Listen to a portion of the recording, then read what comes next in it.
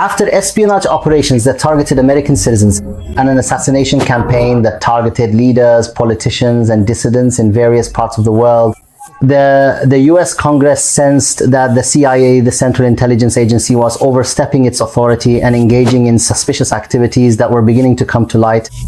At that point, Congress woke up to scrutinize the activities of this agency and uncover the secrets of what was happening there. Congress was astonished to discover that the CIA had developed an extremely secret weapon capable of killing without leaving a trace.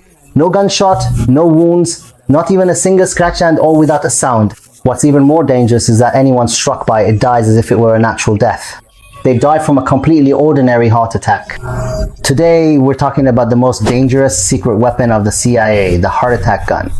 Before I begin, don't forget to like the video and subscribe to the channel. Now let's start the story from the very beginning. The CIA operated for 30 years without oversight or accountability.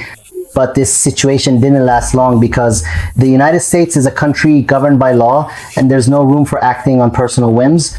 Indeed, in 1975, many of the agency's secret activities were halted after a fact-finding and oversight committee was formed by the Senate. The head of this committee was Senator Frank Church, and his sole task was to scrutinize the intelligence agency's records and review everything that had happened over the past 30 years. Let us note here that we are in the year 1972. America had just emerged from a major scandal, Watergating, which President Nixon was implicated for spying on his rival candidate in the election race. During that period, there was widespread public concern and people began to pay attention to the activities of the CIA. In 1974, the New York Times published an article questioning the methods used by the CIA in its covert operations, including the use of what is known as the heart attack. And in a report published on the 22nd of September 1975, it was stated that the American Intelligence Agency considered eliminating Fidel Castro, the well-known Cuban leader who was then the Prime Minister of Cuba.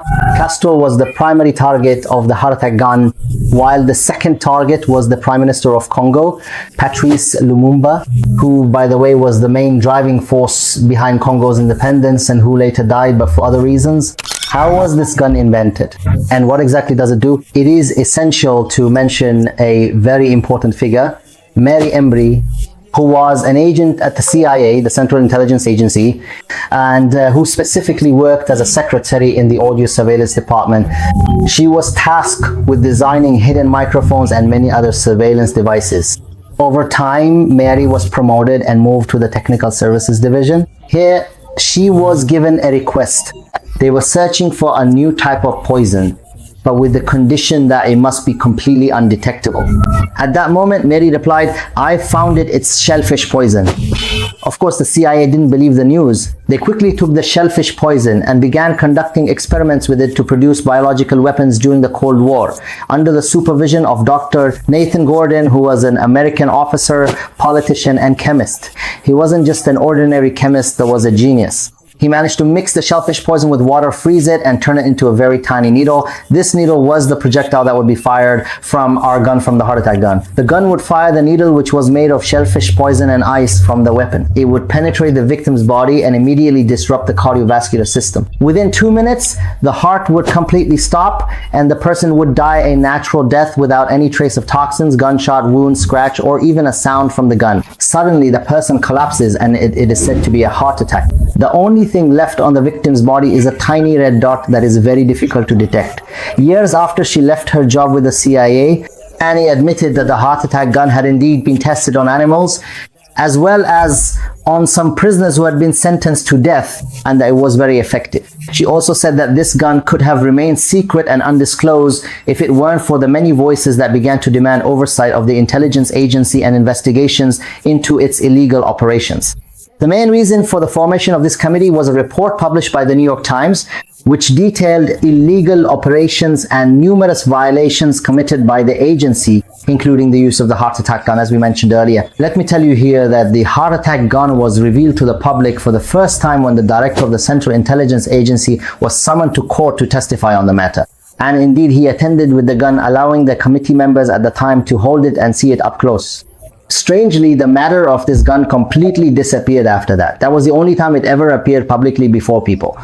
And let me also tell you that to this day, no one knows whether this gun was actually used in assassination operations or not. The agency has never leaked any information at all about the operations in which it was used.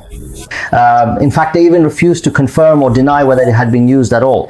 The important thing is that after the court case and hearing the testimonies, in 1967, the president issued a decree prohibiting any government employee from working on or participating in projects that conspire in political assassination operations.